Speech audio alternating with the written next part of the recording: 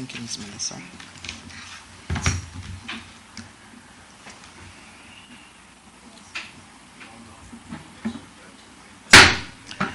I hereby open this public meeting of the Island Council of St. Eustatius for today, Thursday, September 11th, 2025. I would like to welcome everyone present in the hall, as well as the general public listening by way of radio. I invite us all to please stand in respect of the Golden Rock song.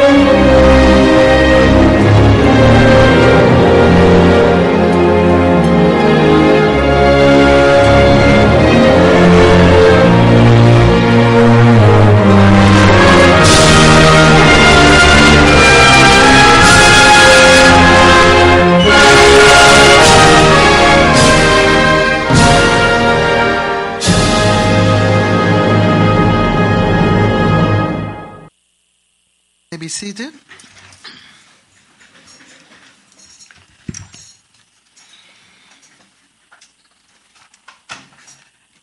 We are at agenda point 2, which regards announcements. Are there any announcements at this time from the members of the Island Council? Councilman Clyde van Putten.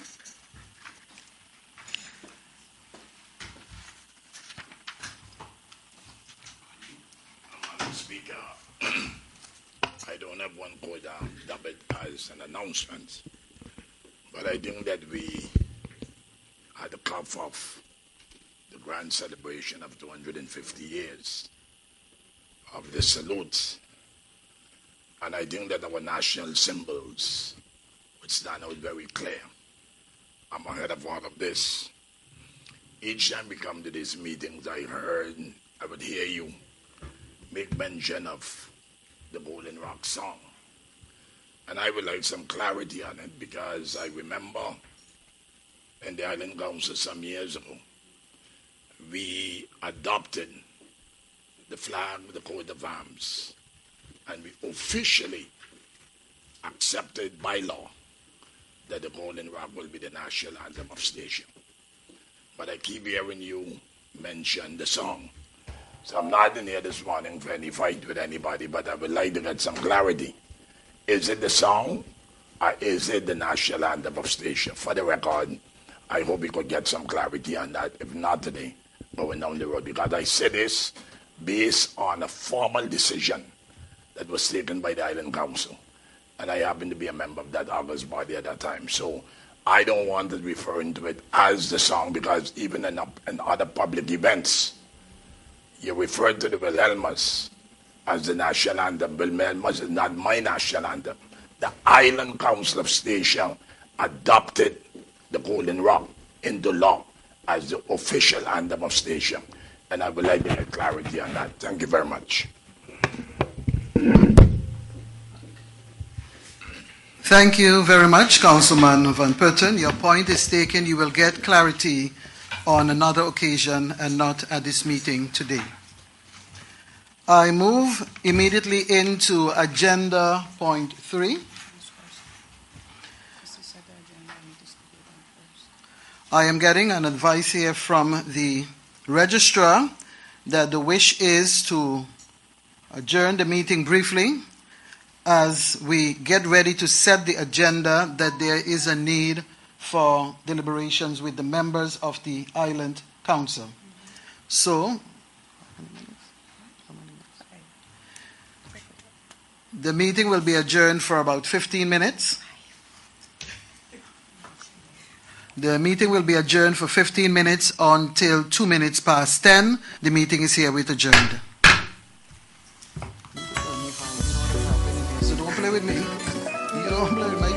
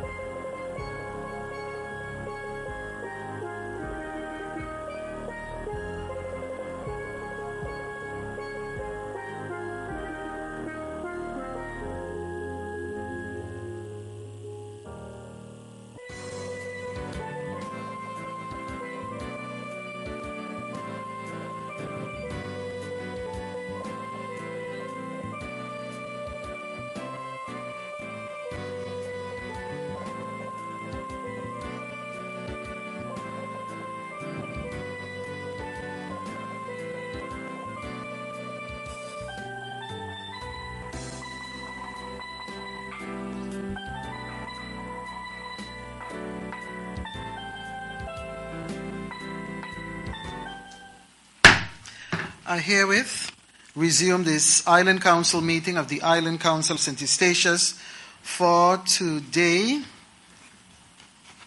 September 11th.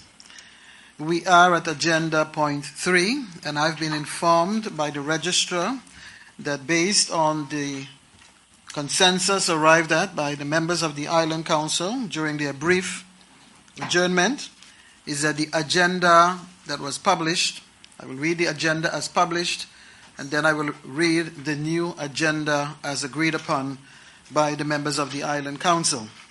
Agenda published, Agenda 1, opening. 2, announcements. 3, setting of the agenda. 4, ratification list of incoming documents. 5, ratification list of decisions and commitments July 10th, an extraordinary meeting.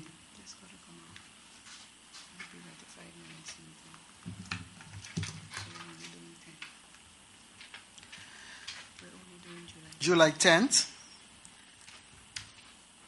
6, second quarterly implementation report and second budget amendment 2025. 7, announcements, Executive Council and Island Governor. And 8, closing. The amended agenda is as follows. 1, opening.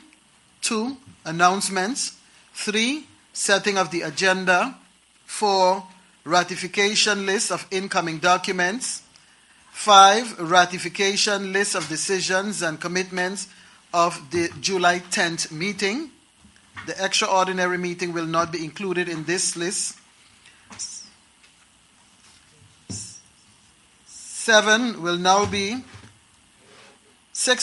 Standpoint, Walbest, Finbest. Standpoint, Island Council, Walbest, Finbest. 7, second quarterly implementation report and second budget amendment accompanied by a motion.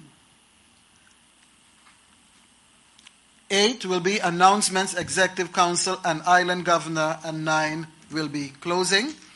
I herewith adopt the agenda as amended by the members of the Island Council.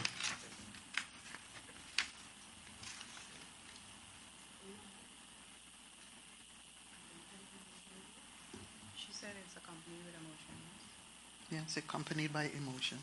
Yeah, so it's included here.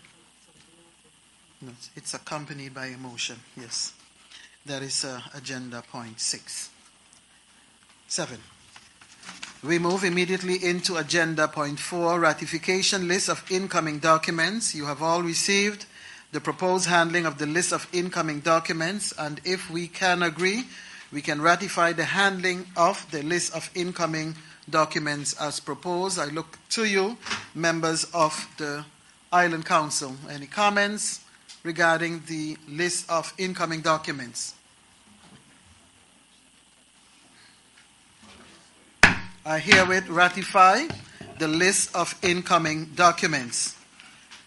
Agenda point 5 is ratification list of decisions and commitments of the Island Council meeting of July 10th.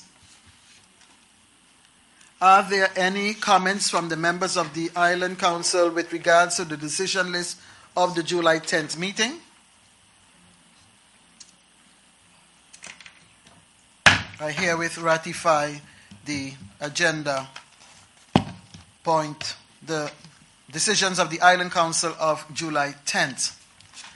Agenda point 6 is the standpoint of the Island Council of St. Eustatius with regard to the Walbest, Finbest. For public awareness, it is so that the Island Council of St. Eustatius, accompanied by the Island Councils of Bonaire and Saba, along with legal representatives and the Ministry of Home Affairs and Kingdom Relations, met in Zeist in March in 2024. And in that meeting, a number of agreements were arrived upon between the islands and the Ministry of Home Affairs and Kingdom Relations. At this juncture, the Walbest and the Finbest are now in consultation process, and the Island Council of St. Eustatius and the councils of Bonaire and Saba also have a standpoint with regard to the Walbes that is currently in consultation. I'm informed that at this point the members will each make a 5-minute statement with regards to why they deem it very important that they have a standpoint with regard to this all-important law that governs the islands of St. Eustatius, Bonaire, and Saba. The speaking order for today, 1 will be Council Lady Mercedes Lopes-Spanner, followed by Councilman Clyde Van Putten, number 2. Number 3, Councilman Derek Simmons. Number 4, Council Lady Raquel Spanner-Carty. Speaker number 5 is Councilman Glenville Schmidt. Council Lady Mercedes Lopes-Spanner, you may now address the meeting. Good morning, everyone. The leader of the DP party, Raquel Spanner, she would make the comments for us both. Thank you very much, Council Lady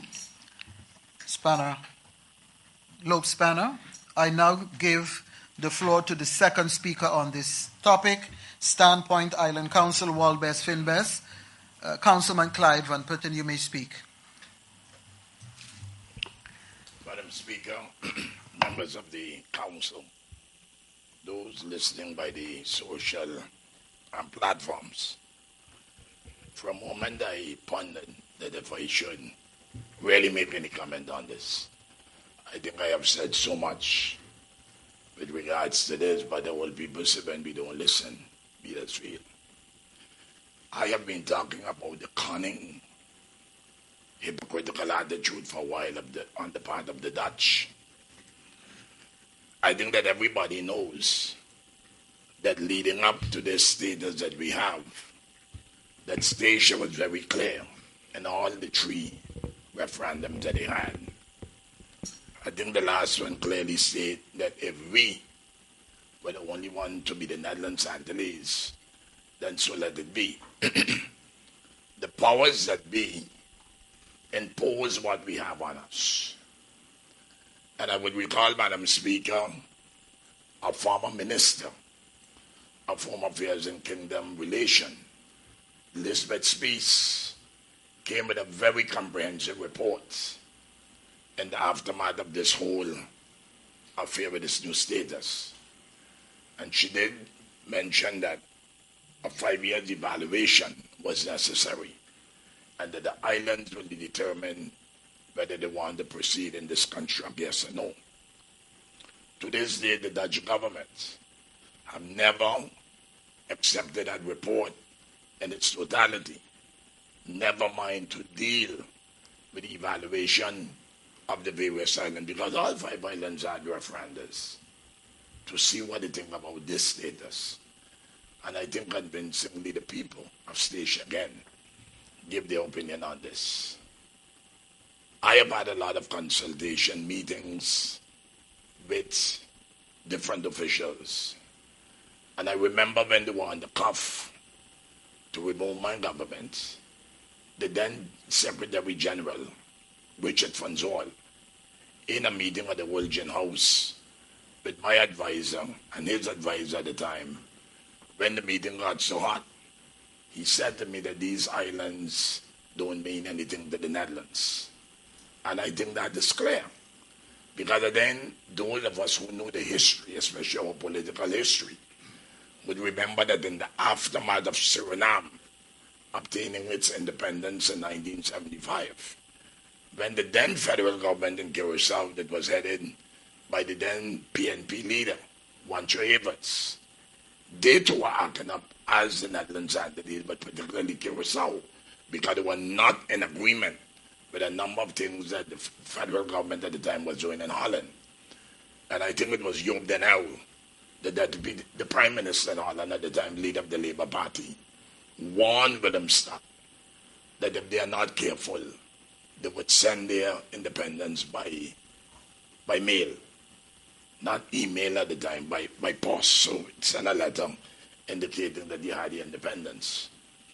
Over the years, I have seen colleagues in the Dutch Parliament back then who rallied against these islands. I think the leader of the PVV even offered to put us up on eBay and to sell us for a very symbolic price.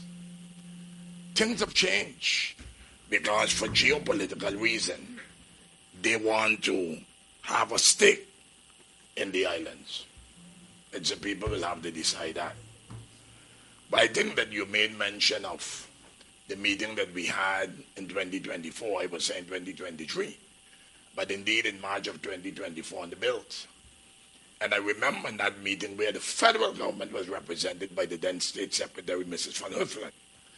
I remember at the start of the meeting asking her if she had the moral authority and the green light from the new parliament that would constitute a new government to enter into these discussions and eventually reach an agreement, and she said yes.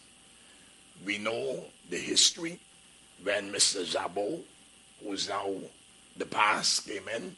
He basically didn't want to see it. He had no interest in it. And then later down, they just started taking out pieces. I remember I was invited in one of the side rooms in December when we was in Holland. I think it was last year, I think, or maybe even the year before. I think it was last year. We had assigned certain things, strengthening the office of the governor and also that of the registrar. And they keep on taking out. They don't like when you talk about the 5 minutes of the okay, so then that's it. You see, one individual suggests 5 minutes, and everybody went over. That's why I said I didn't want to say anything, because I am not just going to get up here and talk with the people of this country. Need to know the history of it. But it's 5 minutes, I leave it. But again, I'm saying in wrapping up, we too Dutch. We love the Dutch too much, and they don't love us. We love them too much, and all of us is hypocrites, and we pretend that they have our interests at heart. But they don't have our interests at heart. And that is where we are today, Madam Speaker, trying to undo something which is an infringement on the democratic principles of this country. But time will tell. May it please you. Thank you, Councilman Clyde Van Sputterton. Our third speaker for today is Councilman Derek Simmons. Thank you. We had some death in our family, and I'd like to give condolences. Also, my mother went into an operation, but she's doing well, what I heard. We are dressed today in black, one of my favorite colors. So I say, well, they matching my thing. But it's not just because, of black. There's a purpose. And when I see what's happening, where they're setting the wall, making changes to the Walbest and Finbet that govern us, it comes back to words I constantly talk about. Colonialism. It's the colonialism at the core. They don't like to hear it, but that is what it is. You are behaving like a colonizer. You don't like to hear it, but it is what it is. I remember when the former state secretary came and, for Statia Day, I wasn't there. And seemingly they was offended. They thought that I was making a statement. And they cornered me somewhere in the guest house and asked me what issue. I say, I have no issue. I don't attend Statia Day. I say, I have a stand. I have my reason, but it's not basically you. It's a system. And unless they start understanding the system, they will constantly have this kind of behavior. And sometimes I don't blame them, because some of them, they don't understand. They don't know better. They are educated in a system. And they produce these people. Soon they come our side, they think we're all corrupt and we're all gangsters and thieves. That's how they see us. And so the first thing they talk about is we need to straighten them out. We need to bear them in mind. We need to keep them under control. But a question I always have is, why do you send your children to school? To keep them in the house all the time, and sometimes your children will misbehave and do things, and you'll tell them, listen, if you don't follow the rules in my house, get out. But if they try to get out and you stop them from getting out, then you have a responsibility. And I believe those are things where you have things that they put in place that instead of giving you more freedom, piece by piece, they tighten the reins. So what are you doing? And you get upset when we say, hey, we need more resources to do this because we just can't do it. They get upset. You created a monster. You have to deal with it. We can do a lot for ourselves, but if you don't allow us to do, this is our reality. And I'm happy that I see not just Statia, but throughout the best islands, we are standing together and recognizing, this issue. Small steps. And I hope by doing the small steps, eventually we'll get there someday. Thank you. Thank you, Councilman Derek Simmons. Fourth speaker, Council Lady Raquel Spanner-Carty. You will now address us.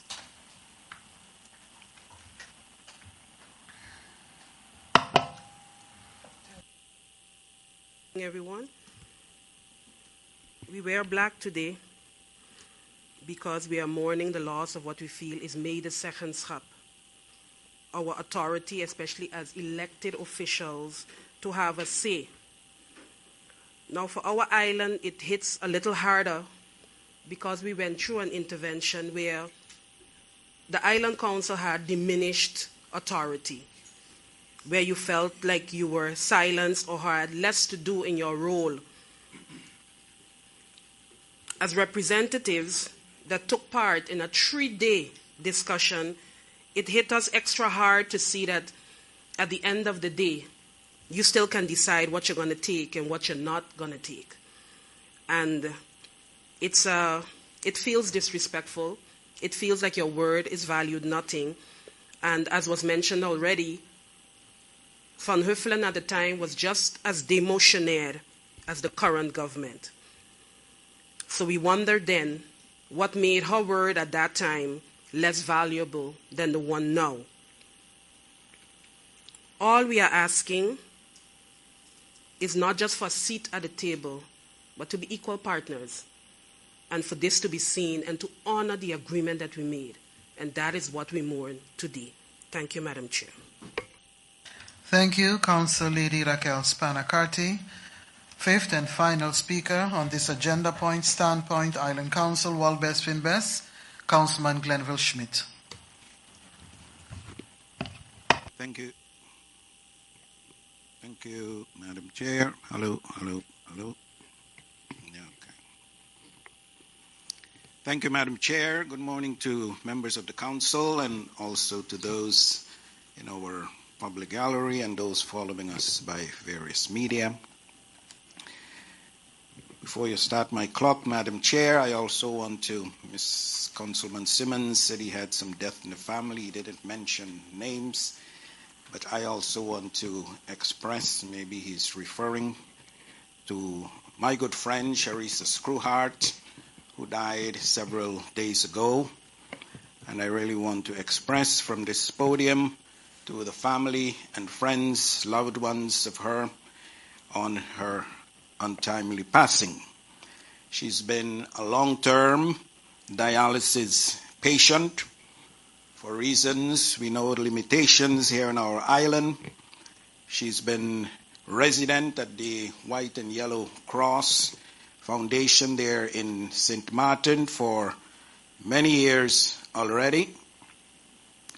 And I'm really heartbroken that she has had her life shortened because of her disease, and we know many others in our community are suffering this same fate as our dialysis patients, and I want the Council and the government to keep those persons in mind when we are making decisions or making plans related to our dialysis patients.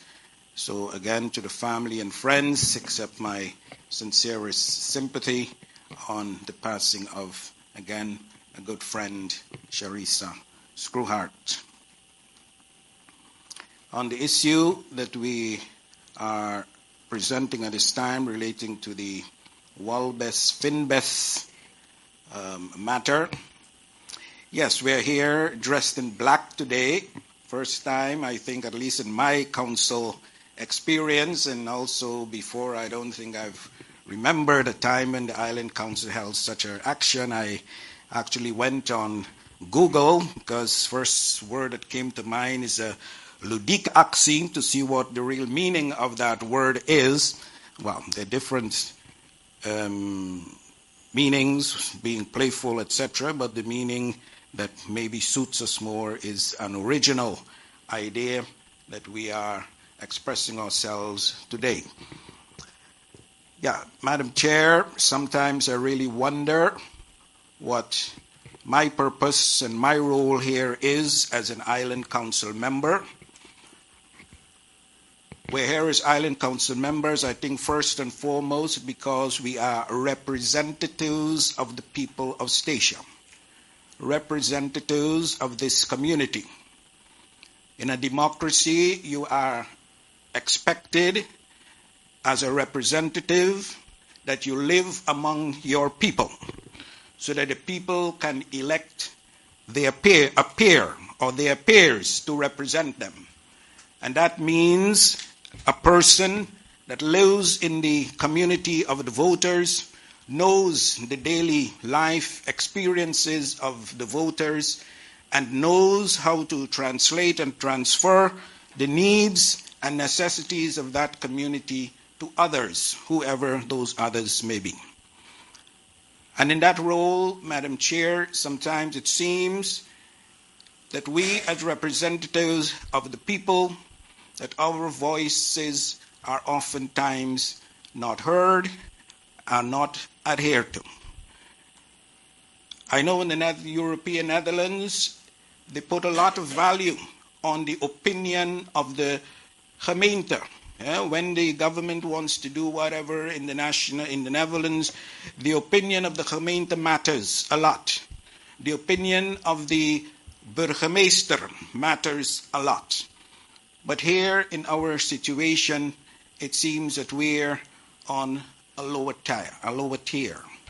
Yeah? That we have to constantly fighting, going into all types of strange actions and activities, lobbying extra in order to achieve the things that we are asking, and what we are asking and seeking are basically basic rights that belong to the people of Statia. This issue about Walbes-Finbes changes relates basically to the right of self-determination of our people, which is recognized by the national government, recognized, I think, throughout the kingdom, that the islands have a right of self-determination, meaning that anything that affects that position, anything that affects the right of self-determination, that it must be consulted with the people, or at least with the representatives of the people.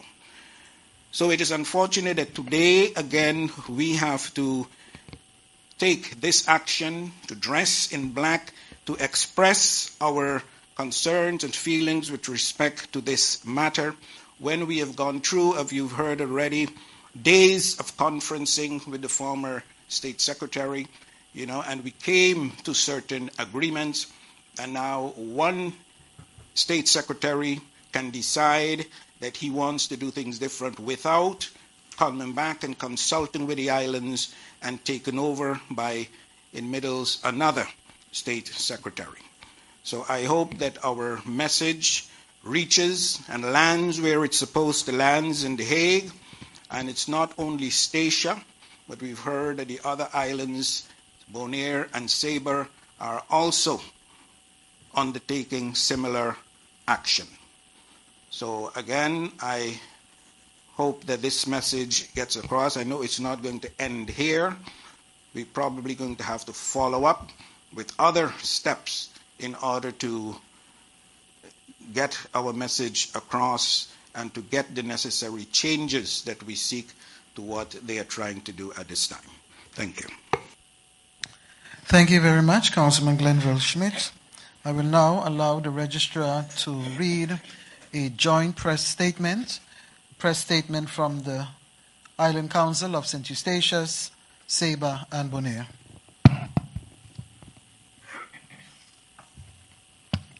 Good morning. I will now read the joint press statement from the Island Councils of Bonaire, St. Eustatius, and Saba. The Island Councils of Bonaire, St. Eustatius, and Saba have taken note of the Internet consultation of September 2nd, 2025 on the revision of the Public Entities Bonaire, St. Eustatius, and Saba Act, otherwise known as the WOLBES, and the Public Entities Bonaire, St. Eustatius, and Saba Finance Act, otherwise known as the FINBES.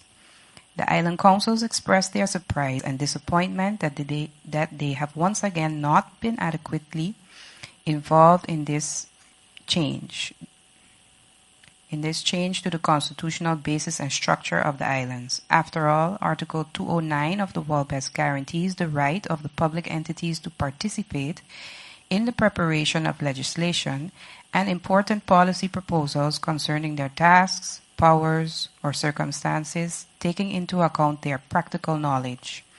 It follows from the island's right to self-determination of the three islands that changes to the constitutional basis and organization of the islands must be based on the free will and consent of the islands. Such changes cannot be decided unilaterally by the Dutch legislature, but must be based on agreements resulting from mutual consultation and consent. Earlier, in October 2023, there was a similar Internet consultation on the WOLBES and FINBES. Because there was no adequate platform to exercise the participation of the public entities of Bonaire, St. Eustatius, and Saba in accordance with Article 209, a conference was therefore held in the Bilt from March 4th until March 6, 2024, with the island councils, executive councils, and island governors of the three islands, together with the state secretary and advisors, resulting in the publicly known list of agreements, registration number D056033, dated June 4, 2024. This list forms the basis of the consensus between the public entities and the Netherlands on the development of the island governments and was to be the guiding principle for the revision. However, at the beginning of 2025, the executive councils were unilaterally informed that the WOLBES amendment would go into consultation with partial revision of the agreements.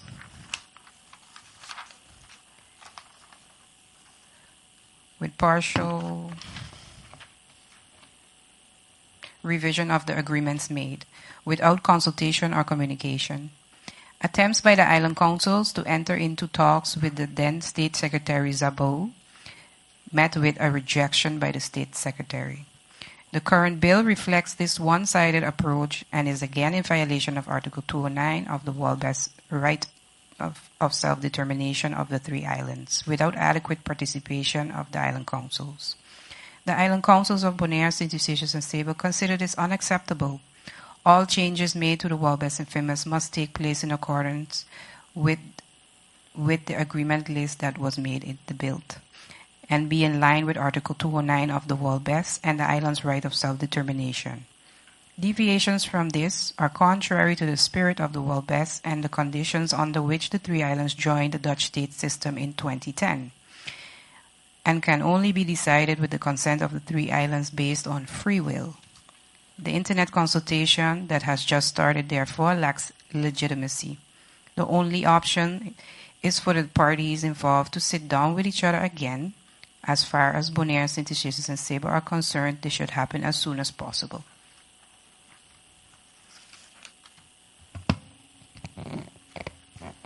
Thank you very much. And with the reading of the joint press statement, this concludes the agenda point 6.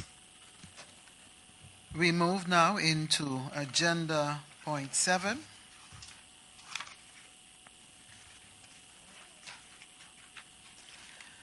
Agenda point 7 is the second quarterly implementation report and second budget amendment 2025 and corresponding motion. We will now proceed to discuss the quarterly financial report. This report provides an overview of our financial position for the past quarter. It is important to know that in accordance with the law, the budget must always remain balanced. Whenever imbalances arise, the Island Council has the authority to address them by means of a budget amendment. Budget amendments, however, are not only used to correct imbalances, they can also be applied when financial priorities of policy ambitions change, requiring adjustments or reallocations within the existing budget framework. Every budget amendment is first reviewed by the Commission for Financial Supervision, the CFT, after which it is presented to the Island Council for approval. Once approved by the Council, it is then submitted to the Minister for final approval. At this point, I would like to invite the Commissioner of Finance to further introduce this agenda point. Commissioner Merkman, you may now address the meeting.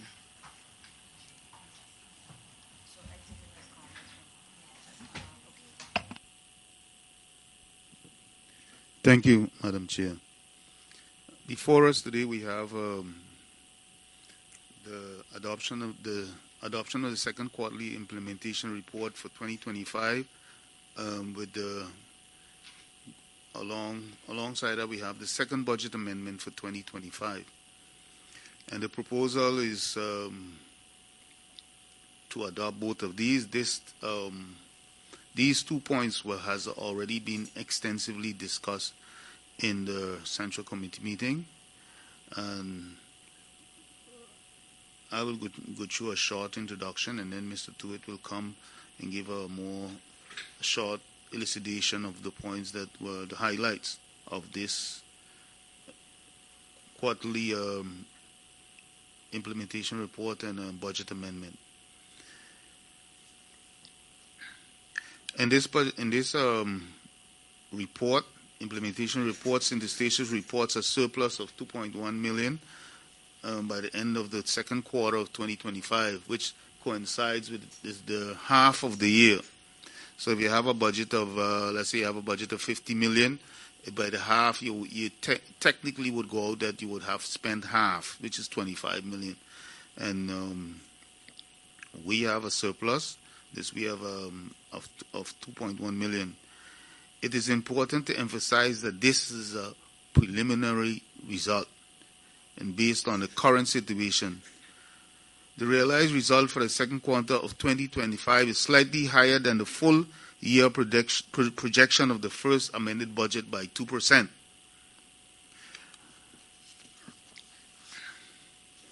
The second budget amendment and the advice of the CFT, because with everything we do, we get an advice from the CFT, and when we get that advice, we worked it into whatever report or budget we are dealing with. We work that advice into it, and in this situation, the submission was made on the 31st of 2025, 31st of July 2025, and the CFT responded positively with its advice on August 14, 2025.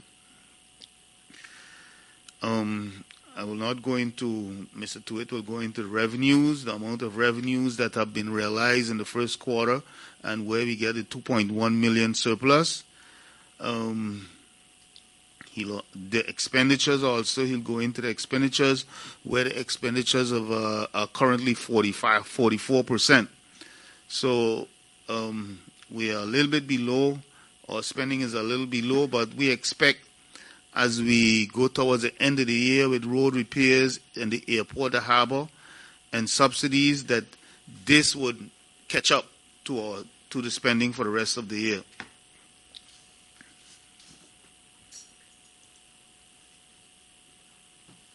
One of the things that has happened is that we have filled some vacancies, and I think it was 13 vacancies have been filled so far for the end of the year, which is a great achievement for the OLA, and I would like to compliment all persons that have been involved in that project, specifically the talent search project.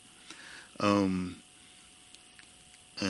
I also would like to caution that the personnel expenditures for OLA, when you compare it with the amount of the budget that we receive, it is quite high. And we are looking to fill all the vacancies that we have, and that's only going to explode our budget, and it doesn't bring back anything to the budget. We need to be cognizant of how we spend our money, because we don't have an unlimited pot. So maybe in moving forward, I've heard Mr. Tuit mention it, and I tend to agree with him. When we looking at hiring people, we have to get the best candidates and people that can be flexible and give us a broad platform to stand on. That is going to be very important moving forward. So flexibility is going to be the key in this. As I mentioned before, this budget amendment and implementation report has been extensively discussed in the Central Committee, and I would like to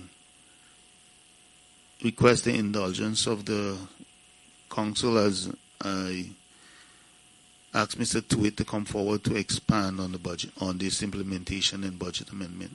Thank you. Yes, Mr. Tuit, Unit Manager of Finance, you may address the Island Council.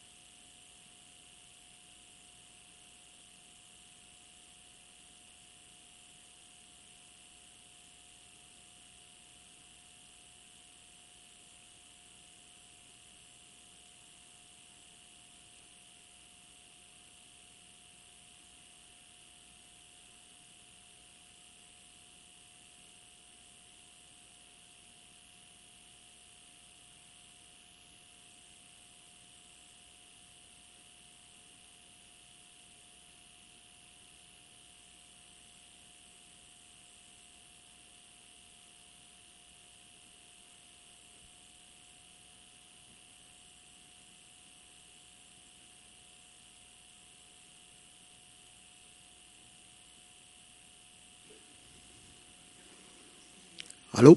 Yeah. Thank you, Madam Chair. Good morning to the people of Statia. I would like to, first of all, congratulate Madam Chair and the Island Council, and especially the Finance Department, for getting positive advice from the CFT. I think it is great when we can get a positive advice from the CFT and limited, let's say, and taking in. So limited,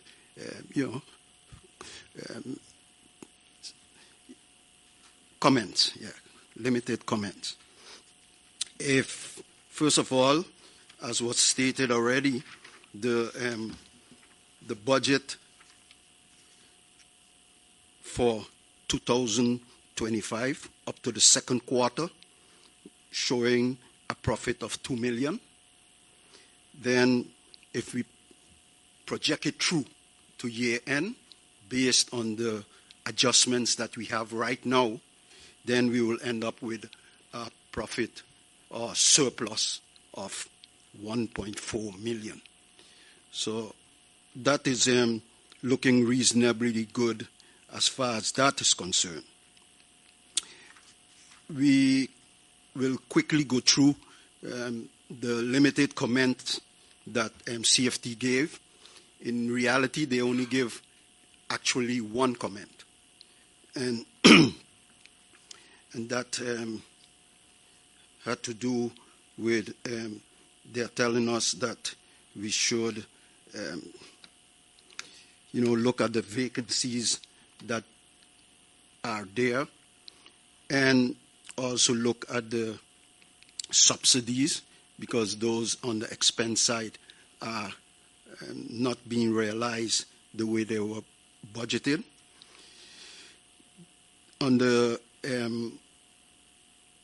I'll go a point further on the income side, the revenue side. There you will see that one of the revenues that are causing some consternation is the revenue from the harbor. And I think certain things are being put in place now so that in the future we hope to see better results from the harbor. Some of the things that are being put in place are some of the plus points that we will be realized is that a project at the harbor in Sabre is starting, and it seems that some of the material will be shipped to Statia, and then from Statia it goes over to Sabre. So we hope to benefit from that. Also, we hope that, let's say, transactions in the oil field will improve so that more activities will be realized at the terminal. Also, in the near future, we hope that beginning can be made with the breakwater project at the harbor.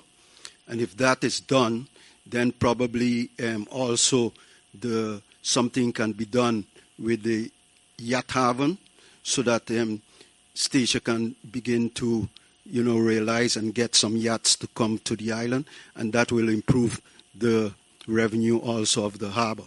So there are good ideas and good projects, but we'll have to get them online, as we say. They are in the pipeline, but we have to get them out of the pipeline and start to realize them. Then we go over to the revenues themselves. If you look up to the second quarter, then the revenues of the first quarter was 7.2 million, and the revenues of the second quarter was 6.6 million. So we had a decrease of 663 K, which is 663,000, rounded off 664,000. The two main contributors to the lower amount was that the free allowance was 184,000 less, and the waste tax was 269,000 less. Why is the waste tax less?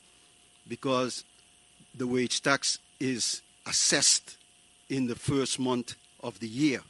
So then, since it's assessed in the first month, the rest of the year you won't have any more assessments. So that's the reason why you have less, let's say, assessment for the wage tax. So those were the two largest contributors to the lowering of the revenue side of the budget of OLE. Then we look at the expenditure side, and then we see that in the first quarter we had 5.3 million in expenditures, and in the end of the second quarter we had 6.4 million in expenditures. So that means that the expenditures increased by 1 million. And the main contributors are personnel. There we had an increase of 256,000. The property management expenses, there we had an increase of 129,000. And representation and communication, we had an increase of 313,000. Okay, why why this increase, or let's say drastic increase in representation and communication is because there was a program where the fee for the program was a hefty amount, but since priority was given to install that program and get that program, we had to make that expenditure. Then I think we can go over quickly to the budget amendments. I'll only highlight the large movements. On the revenue side, the categories that are amended upward was property management, went up by 25,000. The airport income was went up also by 5K, and the interest income went up by 190K.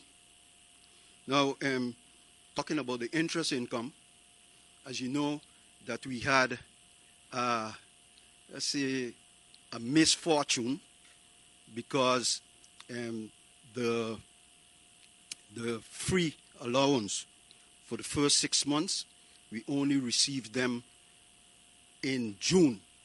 So the first 6 months, or you could say the first 5.5 months, we did not receive the free income, the free allowance as was promised. And the only reasonable news that I have relating to that is that for the months of July and August, we received those funds last week, and I understood that we received the funds for August and September yesterday.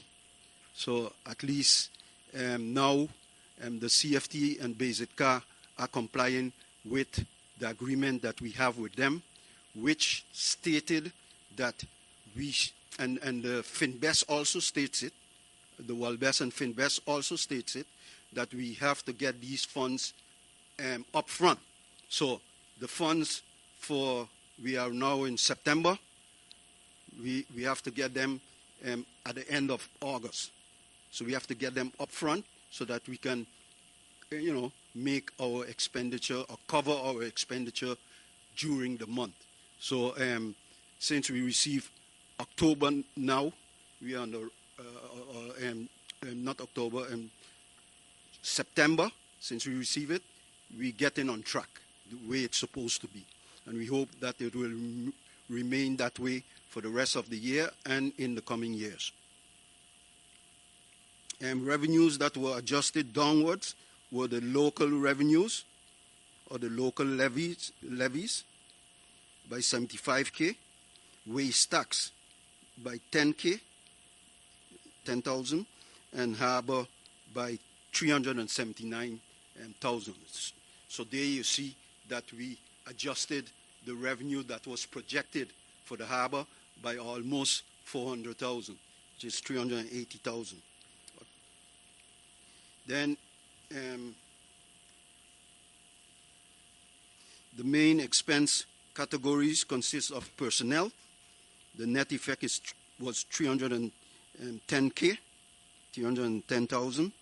Then we had office expenses increased by 128K, and we had representation and communication, which already we went through, was increased by 282K.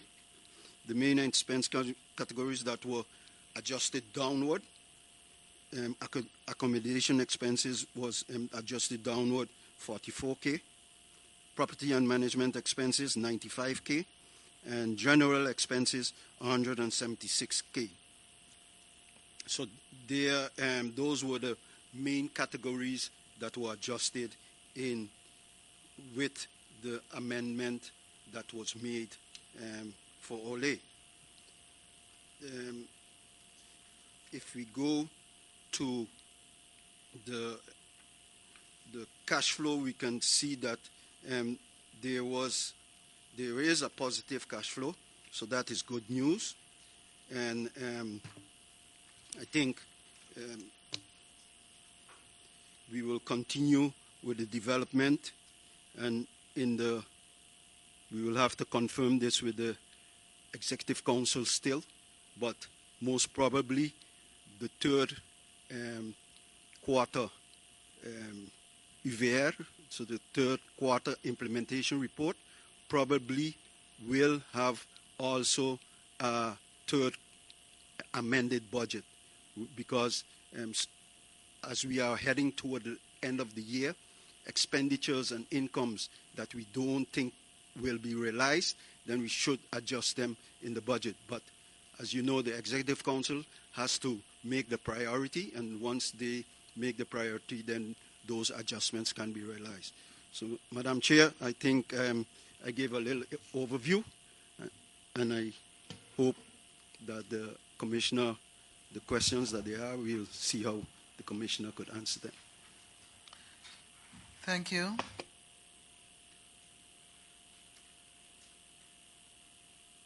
Thank you very much, Mr. Tuitt.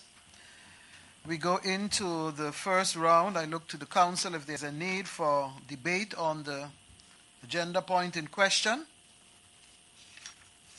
The speaking order of the Island Council is 1, Council Lady Mercedes Lopes Spanner; 2, Councilman Van Putten; 3, Councilman Derek Simmons; 4, Council Lady Raquel Spanner Carty; 5, Councilman Glenville Schmidt. At this juncture, I've been informed that the motion that was intended is no longer part of today's meeting on this agenda point.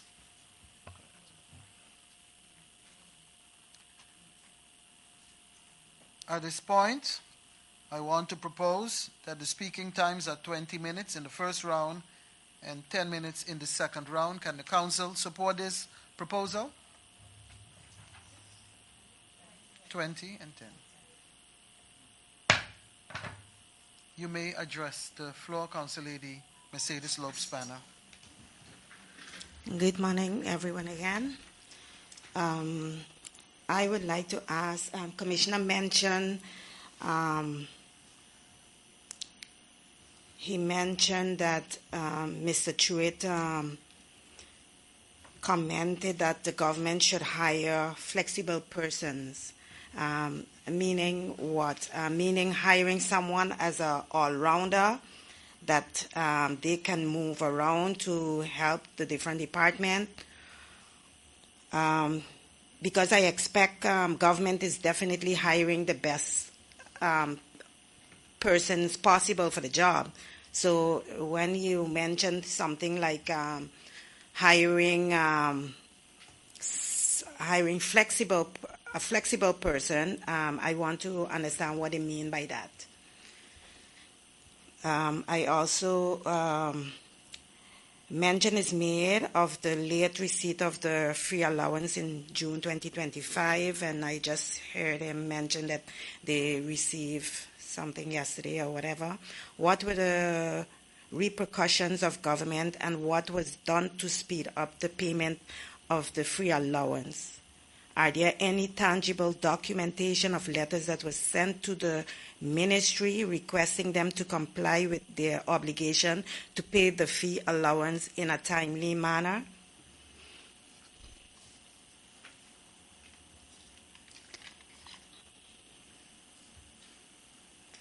And if they did, what are the dates of these letters, and what was the response that was received? What specific actions did government take to address the late payment of the free allowance? At the end of the letter, it is stated that government remained committed to the finance as the foundation for all our activities. Could you please explain what is meant by this statement as well? I want to go to talk about revenues for the island. In the past, we had a regatta committee coming to the island every year during the Station Day event. We had many restaurants full on that evening, and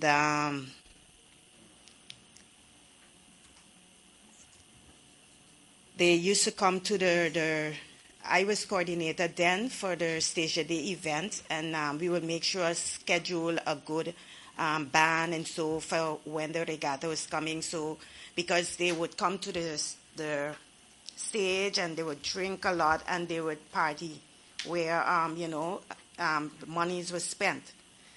And I remember they had a acting harbor master at that time at the harbor. I don't remember the year when they came and they would not let them come ashore. And I can remember they left and they said they would never come back to Statia. So I'm hoping that government can look into this and see if they can get to whoever to restart something like this, because it really, when you go on the 15th of November, the restaurant was really full. Some restaurant was even close to the community because they was dealing with all these people from the regatta. And so that was a real huge amount for the restaurants to make some money. And to see that after they stop, it could be about 3-4 years, or maybe more, and nothing was done to probably talk to these people to get them back to the island. So I hope that government can look into this. I will stop here for now.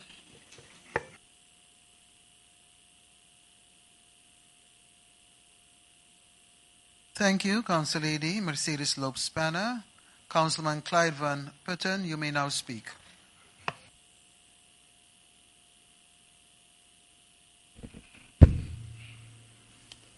Madam Speaker, we are met today to deal with a number of issues, and as was indicated already, we are dealing with a second quarterly implementation report.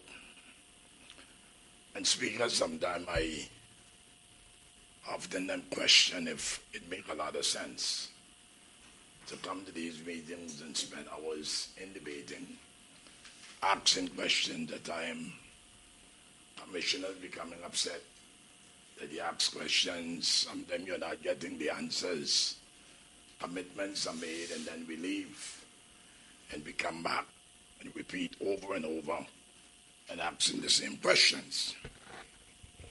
I was told by a very intellectual technocrats that it is the CFT that approves and determines the budgets. And even though I agree the points with the technocrat, I think technically they're right. The CFD decides whether we have a balance or we could go over. But we like to come here and we like to talk about balanced budgets. But, Madam Speaker, the budget is not a realistic budget. I mean, every year we go through this exercise. Because I'm hearing the Commissioner of Finance and his advisor talk about surplus, what it is, what they spend up to the past 6 months. And if my memory is correct, already the manager is saying that you could have 1.4 million surplus. But with this surplus, there's very little, if anything at all, the government could do. My colleague, based on the statement from both gentlemen, question about what we are getting and what we could do. For instance, it was said that where the free allowance is concerned, that for 6 months, I think, you didn't get it, and I think that is a shame. Because if you didn't get the money for 6 months, how the government was operating. Because you don't have a lot of money that is coming in. So I would like to hear from the government as to what they were doing, how they were financing the obligation.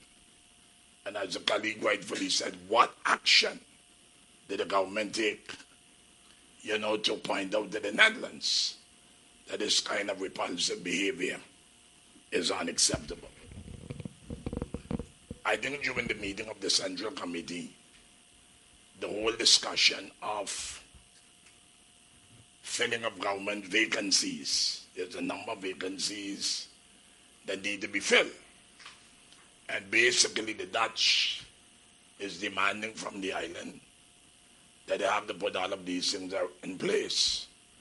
But I think the unit manager talked about the big head baby that gained traction, because I heard it in the news in Curacao while I was in the Leeward Island as well.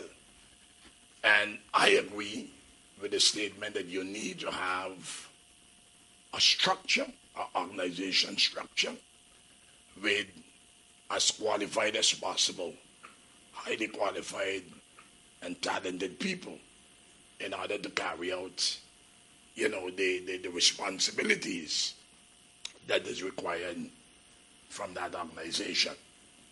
I think since the coming of the Dutch, we hear a lot about robust. As the governor and the cabinet secretary, they are Dutch, they would say robust. But I say robust because I'm still English. But robust, and who will pay for it?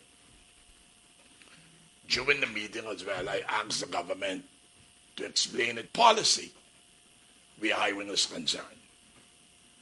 There was a strong response from the Commissioner of Personnel Affairs in the budget meeting, and I welcome that. I have no problem. This is democracy, but I will do my part as well as an elected official, is that I question the policy of the government where employment is concerned.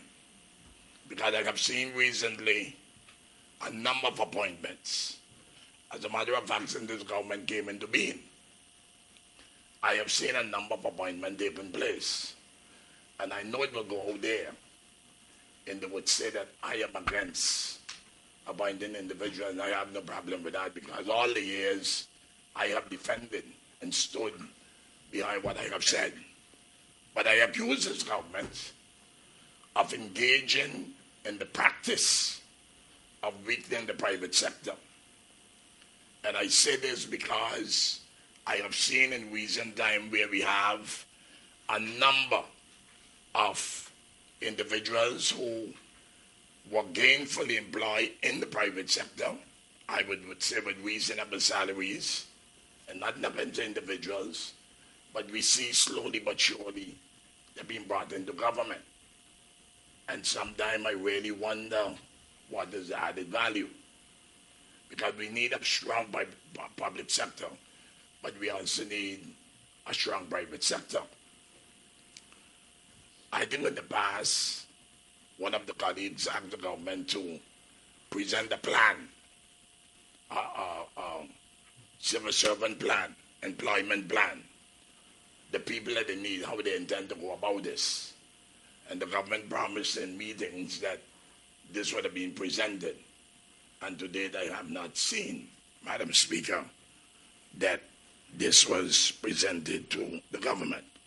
Currently, we know based on the income that we have and in the budget, it is clear that the civil service, I think that takes the chunk of the budget. And I would like to know from the government as to what they intend to do in order to mitigate. And I think this is where the unit manager must have been talking about flexibility. Because if you have people in the civil service that could do more than one job, you may be assigned to a particular job, but there could be some form of flexibility in order to do, other responsibilities that might be given to you. But at the same time, we also know that there are a number of civil servants, and I support them on this, that they are asked to do a lot of work, but they are not being compensated. Because when we see the kind of money that governments, and I'm not just saying like this government, governments over the past 10 years or more, we have spent a lot of money on these consultants. They have made a lot of money in this country. But yet, we have not seen the major improvements that they expect that we must make. So I would like to know from the government as to what their intention as far as this is concerned.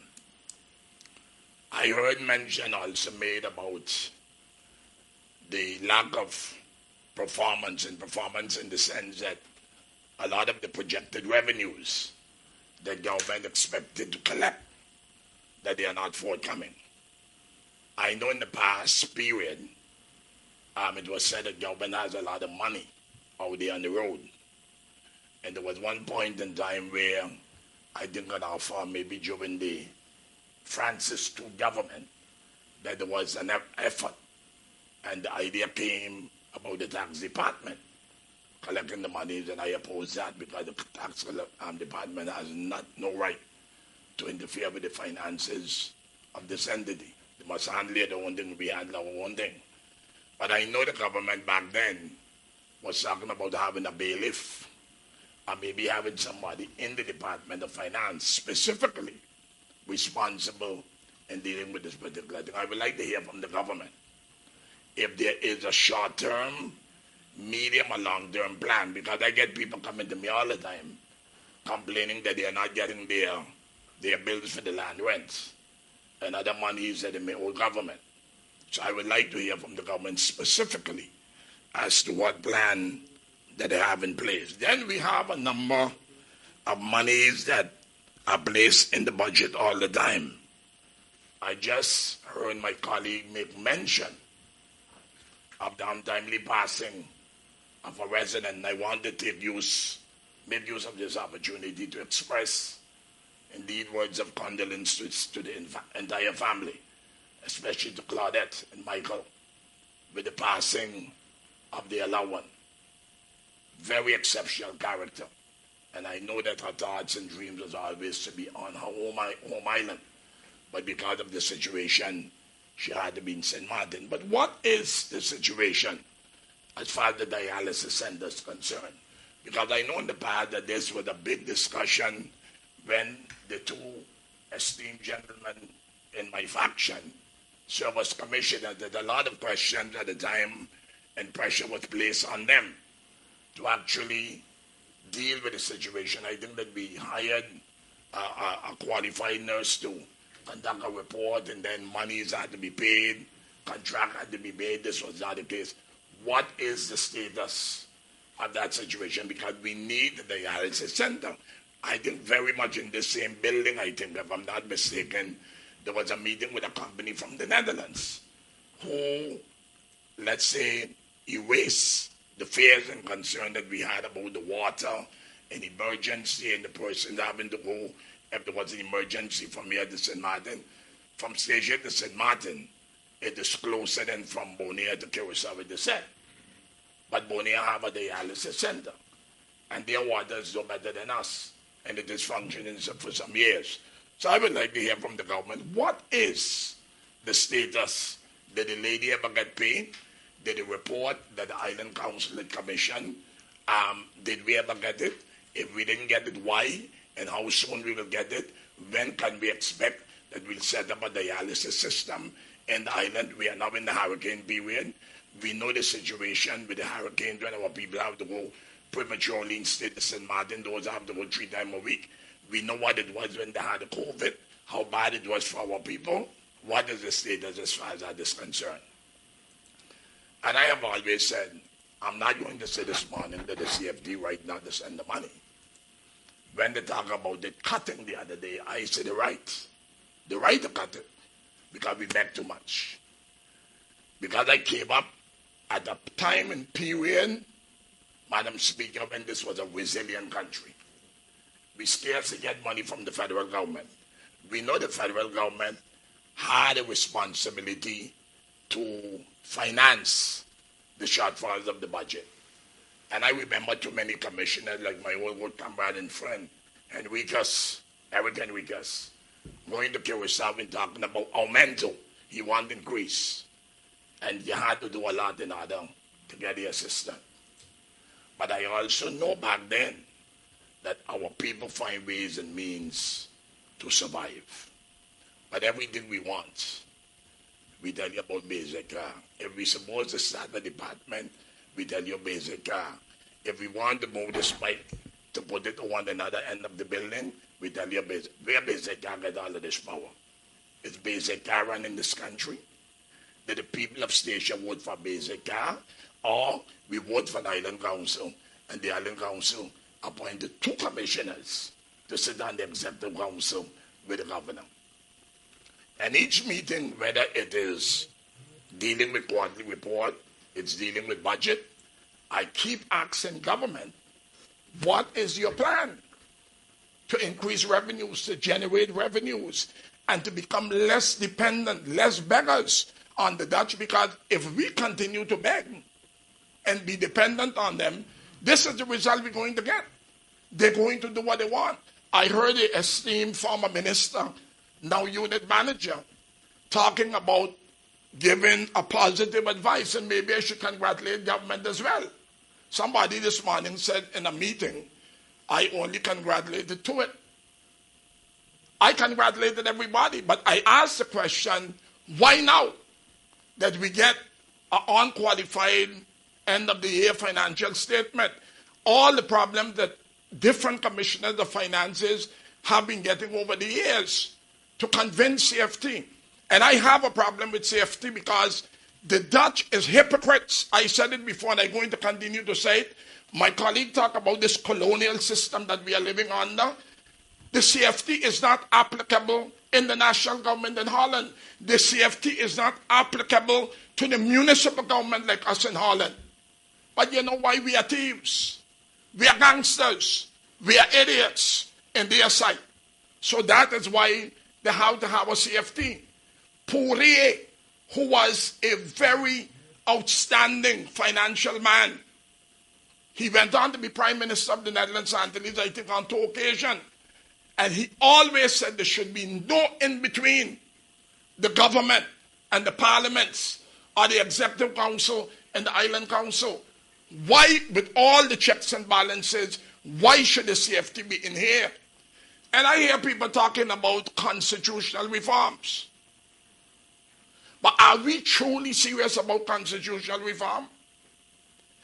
Would we want to be on the wrong side of history, where we as elected and appointed governments could ensure that we leave a clear path, Madam Speaker, for the future generation of this country? Holland have demonstrated over and over. They don't care. They only have interests in certain particular things that suit them. I was in Bonaire. I spent the whole day Sunday. I think I met you at one of the Kunukos in Bonaire with your colleagues. And I remember in the years that I served as senator, I spent a lot of weekends in Bonaire with my family. And those Kunukos, which is something authentic and an integral part of their culture, today they are taken over by Dutch businessmen. And these Dutch businessmen getting money as a startup from their government is buying the lands. And in Bonaire, what I'm seeing there, it is booming where the construction is concerned. But booming for who? The Bonairans are not part of this. They are on the extreme end of the ladder. And maybe, just maybe, in a couple of years, the same thing may happen. As long as I am around, I'm going to open my mouth, whether I'm in the island council or outside. But Madam Speaker, we need to wake up and we need to take stock with what is happening. Government is talking about surplus. What is government doing, short term, medium term, long term, in order to improve the roads? Madam Speaker, the roads in this country is bad. People who are buying new vehicles after a couple of months, they're ringing like the bell. What is the situation? What is the government plan where the road going out to Golden Rock Resort is concerned? I remember the governor in her capacity as the the king, appointed representative, the colonial master, Madam Speaker, said 2 or 3 stations there ago that they would fix the roads. What they did, they put some hard surface on it, and each time it rained or each time people drive on it, it get bad. What is the situation out there? When that road will be built? When the road to Lynch Plantation, Seventh Adventist School, and the government school is concerned? When will these be addressed? What about the potholes, Madam Speaker, in the inner city? Even though we are small, I call it the city, I like to think big. I saw my colleague Glenn Smith send questions asking government before as to what we are doing in order to address the potholes. What is going on? Do we need every time to come here and ask questions and then people getting irritated and upset when you're doing your job, Madam Speaker, and asking on behalf of the people? Speaker, I would like to know. Another question I would like for government to answer is some years ago I make it a condition in supporting the budget. I think that was the first or second budget that the honorable gentleman from Princess, who was the Commissioner of Finance, would have presented. That was pertaining to the racetrack.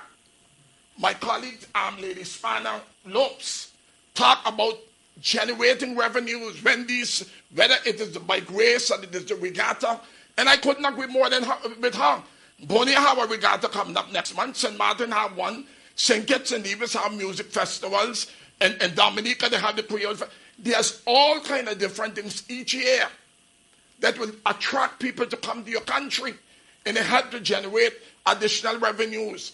We know that the situation with these bike riders, that it is something that helps the economy. 10 years ago, in 2025, we was going into the general election of the Island Council. I presented it, not only presented it in word, but I came with a plan. The plan disappeared, nobody can find it. But when would this government, Madam Speaker, deals with the issue of the racetrack?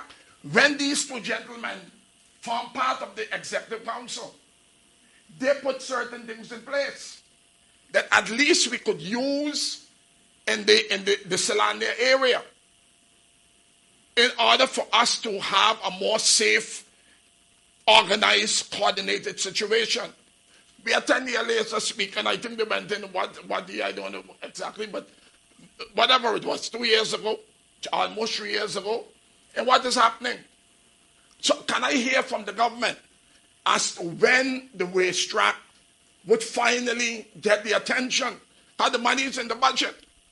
Speaker, I didn't want to bring up about the housing, but every day the people in the Golden Rock ask me about the houses. When they would be sold, the people at the Housing Foundation is saying that the government stopped and blah, blah, blah. The Island Council came with an ordinance to give a one-time subsidy. I think a law ordinance was to be made. We met with the legal people, and there was to send it back. We didn't see it yet. What is the state of that ordinance? When we will get it, Madam Speaker, I am demanding from government that within 48 hours, that we must have that ordinance. The Island Council requested it, and we want it. And I would like to know from the government what is the position, because we received a letter stating that the government don't have the money, and I said, well, government does find money when it is convenient to them. We want to be able to assist the people in Golden Rock to be able to buy their homes, and I told the commissioners in a meeting that we hope that no later than December 1st, that those persons who are willing to buy those houses in Golden Rock, that it could be a reality. So I would like, via the Office of the Griffier, that ordinance be sent so that the Island Council could take a stand on it.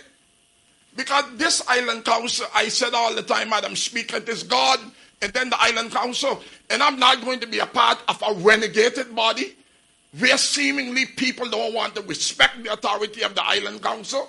I will not be a part of that. And so, Madam Speaker, I am not coming here to attack individuals, but I'm coming here in defense of the interests of the people who we represent. And so, Speaker, the final question, that I have some more, but I will do it in the second round. I would like to hear from government, what is their plans for Orange Bay? We know that the Dutch government shrugged their responsibility and forced the local government to go and take a free interest loan from Holland, and they give a part of it. What is the plans of the government? I know we don't like to talk about it. We don't want to even tell the public what it costs, but I want to hear from the government as to what the immediate plans of government are in order to be able, whether they're going to rent it out, they're going to sell it, they're going to lease it. I would like to hear from government. May it please you, Madam Speaker. Thank you, Councilman Van Putten. You were exactly on your 20 minutes. Thank you, sir. We continue for round one, and I now give the floor to Councilman Derek Simmons as the third speaker. Thank you.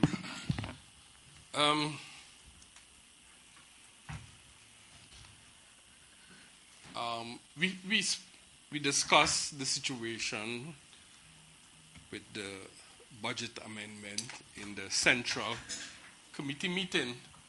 And I thought about the situation concerning not receiving the free allowance on time. I think that's very unacceptable, and it seems to be an ongoing trend because it's not just this year, it happened last year, and it seems to be happening quite often. I will offer a recommendation to deter this kind of behavior, to be businesslike, is make a calculation of what the loss is of not receiving that money, and every day you add it to the bill. That's how businesses deal with it. They send you a bill and they give you a deadline, and by that deadline, if you don't pay, then there's, I think they call it interest or whatever. Because if that money is not by us or in the account that's supposed to be ours, it affects your income also. So there is a cost for not receiving things on time, and I believe we should be more businesslike and be businesslike with them, not just, say, things and try to use nice words to be on time. You send them a bill and leave them explain the bill, and the bill's supposed to talk for itself. And I believe if we do that approach, you basically show them that they are not living up to their responsibility, and all those nice words about good governance, etc., is not, it will speak for itself. So I believe, and I'll try to offer my advice, to do those things, make those calculations, and be anticipating, because I don't think this is the last time. But once you do that, you lay the bill by them, and it'll be very difficult for them to say no, because those are facts. And I won't say anything about the CFT because I see a lot of things that are happening, especially to the big islands.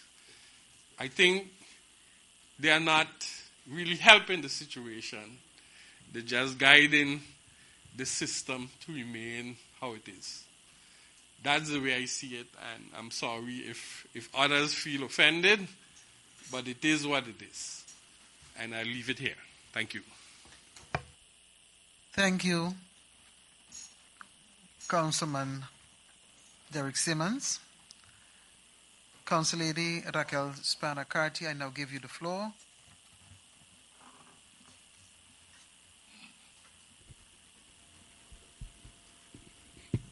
Thank you, Madam Chair. I would like to convey my condolences to those that lost their members. I have reached out personally to some. I didn't know the loss was so close for you, colleague Smith, so to you as well, and Derek, Mr. Simmons.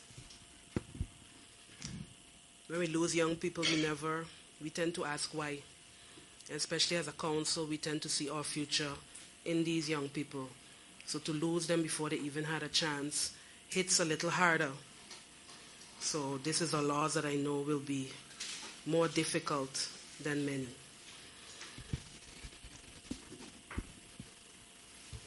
The budget. I have a few questions. One is to Commissioner Leerdam.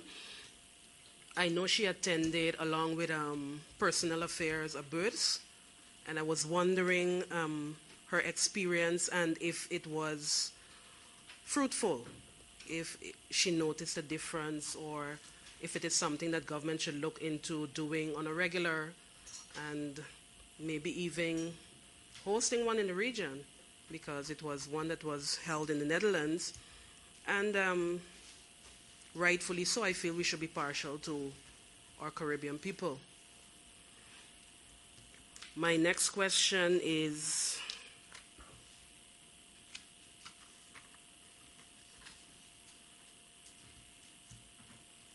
I see that on page 12 of the document it states that the budgeted result up to the second quarter does not include the possible financial effects of current and pending court cases.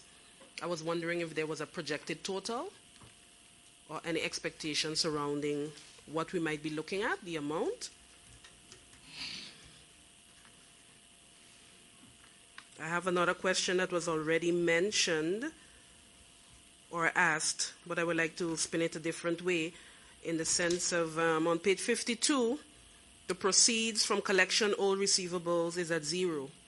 I was wondering why, since we know that collection has been an issue for the government, and I was wondering if we had any kind of development in this area as to our collection process. My final question is, colleagues already asked, but again, I would like to change. My question is regarding the delay in the receiving of the free allowance. Was any excuse or explanation provided why there was a delay? And I have a request for, since we are discussing the budget, I would want to request as well that consideration be made and thought towards the increasing of the allowance, the travel allowance for council members. I'm asking this based on the fact that Island Council members fulfill an important public role in which representation, attendance, and active participation is essential. The fact that our current travel allowance has not been adjusted for years, despite the rising cost of living. Ongoing inflation directly impacts travel and representation-related expenses, including transportation, accommodation, clothing, and other costs. Considering, too, that an adequate allowance is necessary to ensure that all council members, regardless of personal financial means, can participate fully in official and representational duties both locally and abroad. Representational duties involve more than just transportation costs and require appropriate attire, personal grooming, and other elements contributing to a professional and dignified public appearance. And Statia is no less than nobody. Other governmental bodies within the kingdom have already adjusted their compensation systems to reflect current economic realities way beyond what we are asking.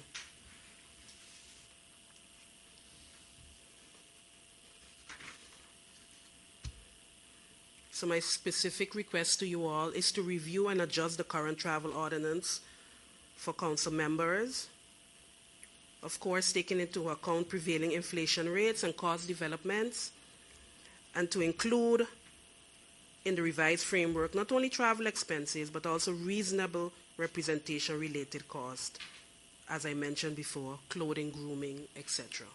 Thank you.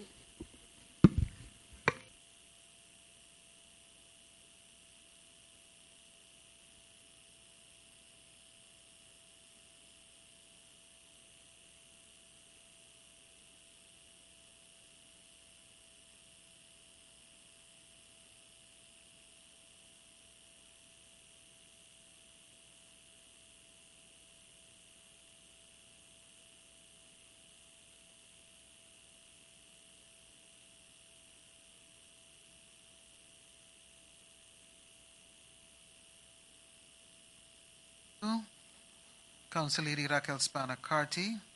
Final speaker in round 5 is Councilman Glenville. Round 1 is Councilman Glenville Schmidt. Thank you, Madam Chair. You want to push me all the way down in the back in round 5. Anyway, I have just a few points I want to make with respect to the budget. Well, the issue of the late transfer, I guess sufficient questions were asked about that already. I have a summary of capital investments for 2025. That's on page 46 of the report. And specifically, I see there's an amount for GVP and Governor de Graaf School education of 1.2 million. I wish the commissioner could explain, give a little elucidation as to what those funds cover, because I think these schools get their regular budget from the ministry. So what is the plan for this investment amount? I also want to spend some time on the harbor, because again we hear that the revenues of the harbor are not up to expectations, so the realization of revenues is less than projected. So I want to know from the part of the Executive Council, what is the concern here? I mean, we can just say, well, revenue's gone down, maybe next year it go up, maybe next quarter is down. How is the Executive Council, the government, looking at this as an incidental matter that the revenues are down? What is the trends leading from 2024? What I don't see in the quarterly report, any Mariaran projections. I guess we'll get at in the budget. But my point is, what does government infer from the reduction of the revenues in this quarter? So is this something you expect to continue? And if so, what are the plans for mitigating these losses? There are, I know, many investment plans for the harbor at this point. There's some projects that I think will be ongoing in the future. What are the expectations of these projects generating more revenues for the harbor, and when? Will we see that? I don't recall when the harbor investments will take place, but how does that fit in the whole scheme of revenue generation for the harbor?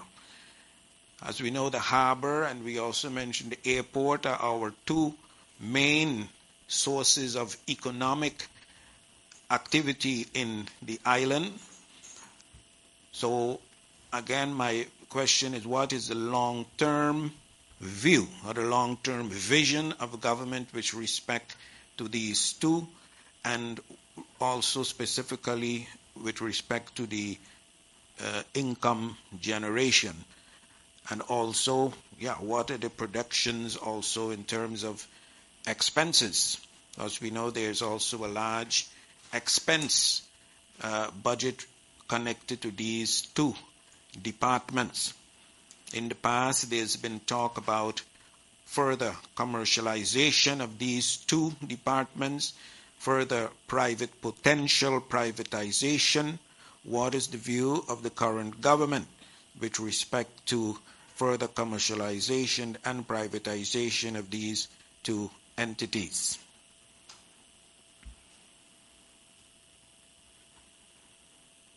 We also hear a lot about personnel affairs with respect to our budget, because of course that represents, I think, almost half of our expenditure. On page 12 of the report, right on the top, the main expense categories impacted consists of personnel expenses, the net effect of 310K to reflect the need for additional staffing not specifically included in the 2025 budget, as well as an adjustment for moving the effect of unfilled vacancies to the external contractors. Can the commissioners, the government, explain somewhat what is meant by these 3 lines here. The movement of unfilled vacancies to external contractors. What exactly is meant with that? How many vacancies we're talking about, and what are the cost factors related to moving these vacancies to external contractors. Also, I want to ask, I think not long ago, we had, probably in our central committee, we had the report of the audit chamber, which is our Rekenkamer. So their report, I think for 2024, where they specifically looked into the personnel, the human resource area, as to government actions, policies with respect to hiring of personnel, staffing of departments, etc. The audit chamber had some interesting comments with respect to government hiring policy, especially where it pertains to the process, how we hire people, getting the right people in various positions, and they were not positive about that we are hiring lots of people, but in the end ends up oftentimes not the right people for the position. So we asked in that meeting too if there was already a reaction from government with respect to that report. The audit chamber did not have that reaction from government yet. So my question is, has government in the meantime given a reaction to the audit chamber report on personnel matters, personnel hirings, personnel department, and all the policies related to that? And if so, can the government share what their opinion is, their point of view with respect to that audit chamber report? That's it for now, Madam Chair. Thank you. Thank you, Councilman Glenville Smith, and all the members of the Island Council for their deliberations in this first round. I will now give the commissioners the opportunity to respond to the questions. There are questions for both commissioners. I invite you to come up front, Commissioner, and address the meeting and respond to the questions from the members of the Island Council. Thank you, Madam Chair. I would like to request a 10 minutes closing.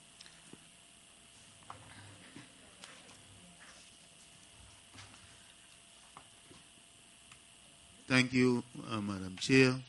I would like to request a 10 minutes closing, so along with the commissioners and the manager of Unit Finance, we can compile the answers relating to these questions. Realistically, is 10 minutes sufficient?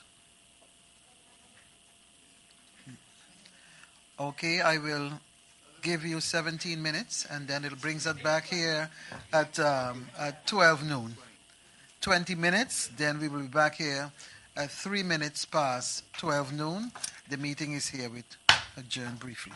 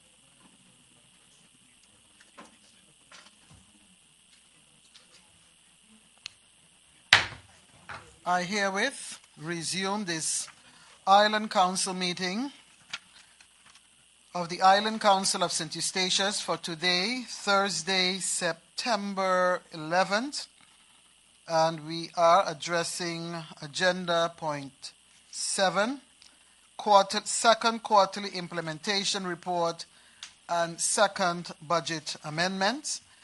Commissioners Rishlin Leerdam and Ruben Merkman will now respond to the questions and queries of the members of the Island Council. You may speak. Thank you, Madam Chair.